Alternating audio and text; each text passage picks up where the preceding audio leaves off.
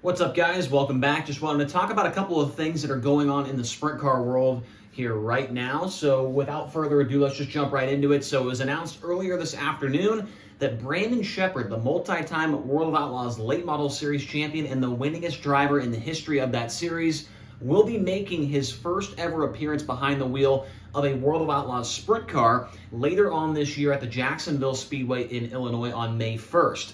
Now, this might come as a big surprise to a lot of people that Brandon Sheppard is getting into a sprint car. If you did not know, however, this isn't his first time being in a sprint car. He's done it before. He ran with the Midwest Open Wheel Association, or MOA Sprint Car Series. Back in 2011, ran 14th in a race at Sheppard Speedway. I've never heard of it, but I don't think it's around anymore. But Brandon Sheppard does have a little bit of sprint car experience. Not a ton, but he does have some, and it was even in a 410.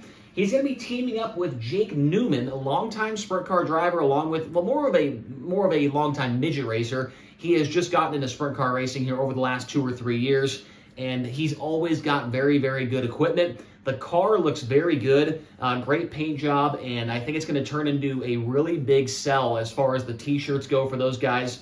And overall, this is just the kind of crossover that we need, right? We need more crossover from the late model guys to the sprint car side of things, and the sprint car side of things over to the late model side of things, right? Kyle Larson's kind of been the guy that is, spearheaded that, running both types of cars. We've seen Tyler Courtney here recently. He jumped into a late model at Eldora. We saw Parker Price Miller. He owns the late model now, so he's been doing a couple of races here and there. But we don't see many late model guys coming over to the sprint car side of things. The most recent one I can think of, with the Outlaws at least, was Brandon Overton. He ran at the Charlotte Motor Speedway dirt track during the World Finals for Jason Sides.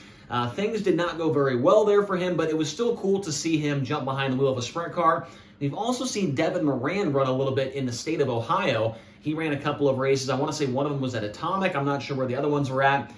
For that A79 car, the one with the big eagle on the side of it, the American flag looking car. So there has been a little bit of crossover, but I think we should see more of it, right? And this is a really, really cool thing that's going on here with Brandon Sheppard. And, props to Jake Newman, who has done this before, but not in the sprint car side of things. Every year at the Chili Bowl, it always seems like Jake Newman's lineup of cars includes late model guys. I mean, the one that's probably the most prominent being Tim McCready. He ran for him a couple of times. Brian Shirley ran for him a couple of times at the Chili Bowl.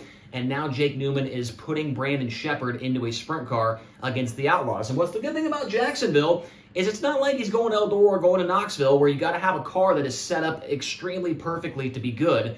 I think Jacksonville is in the same level as maybe like a Hobstadt or something, right? Where you could kind of show up. If you know how to get around in a race car, you might be all right. I could see Brandon Sheppard definitely making the show at Jacksonville, Illinois. So very cool to see that happen, and excited to see how that plays out on May 1st at Jacksonville Speedway.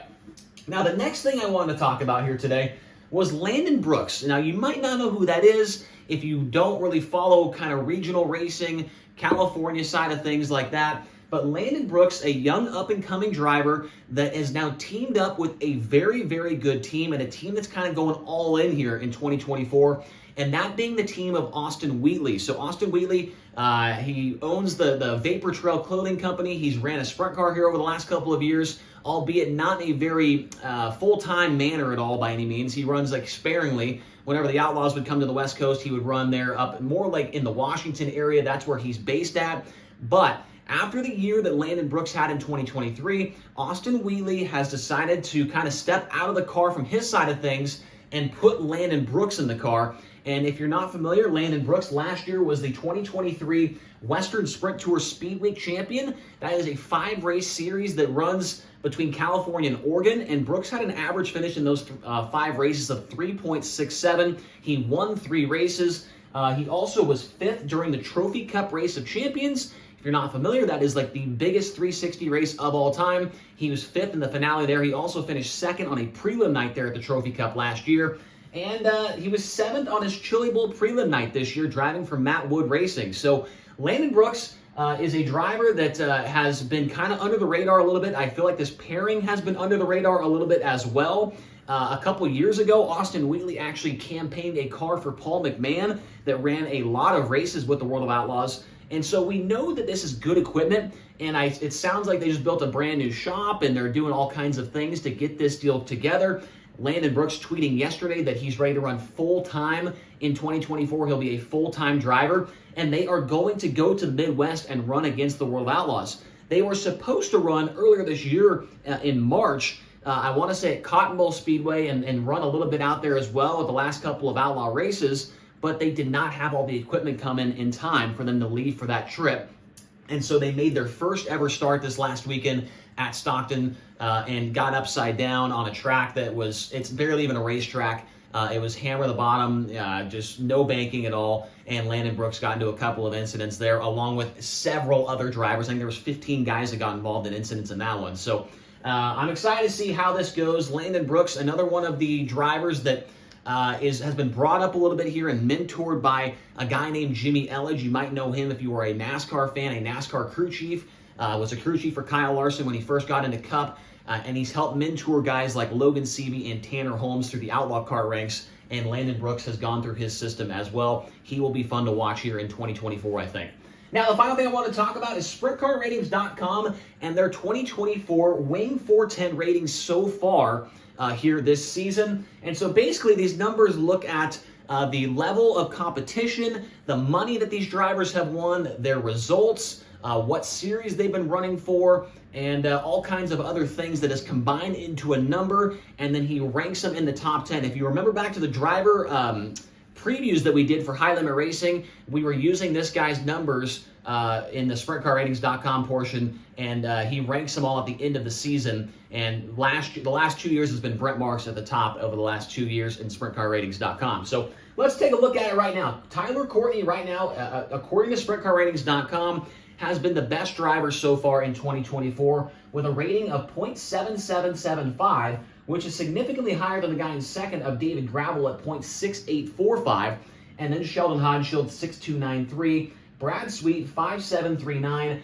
and Anthony Macri is in the top 5. He's the only driver in the top 10 right now that is not a member of a full-time series at .5493.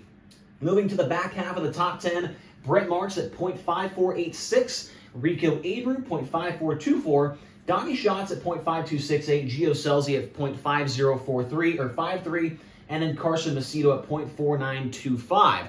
So looking at this, as we mentioned, Macri, the only non-full-time of a series driver in this, but you've got 1, you've got 2, you got 3, 4 high-limit drivers, and that leaves us with 1, 2, 3, 4, 5 drivers with the Outlaws.